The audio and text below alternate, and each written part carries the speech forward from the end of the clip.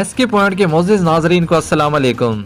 नाज़रीन, इस वक्त पाकिस्तान के हवाले से एक ऐसी खबर निकलकर सामने आ रही है जिसे सुनकर यकीनन भारतीय फजाई के रोंगटे खड़े हो जाएंगे। पाकिस्तान 2021 में जिस न्यूक्लियर मिसाइल का तजर्बा करने जा रहा है उसके बाद भारत पूरी तरह से हिल जाएगा।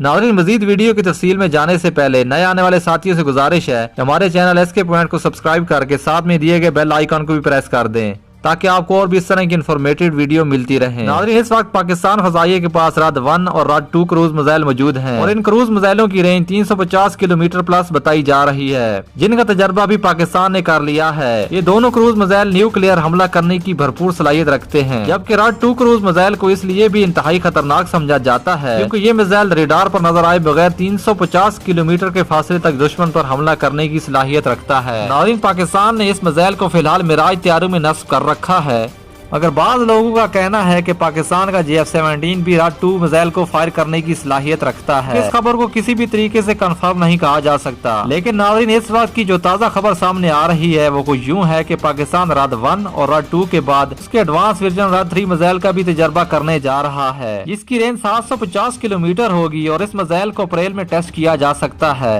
और नाज़रीन, कहा जा रहा है कि पाकिस्तान खासकर इस मिसाइल को JF-17 के लिए तैयार कर रहा है, मतलब इस क्रूज मिसाइल को सिर्फ JF-17 तैयारों के जरिए कैरी किया जा सकेगा।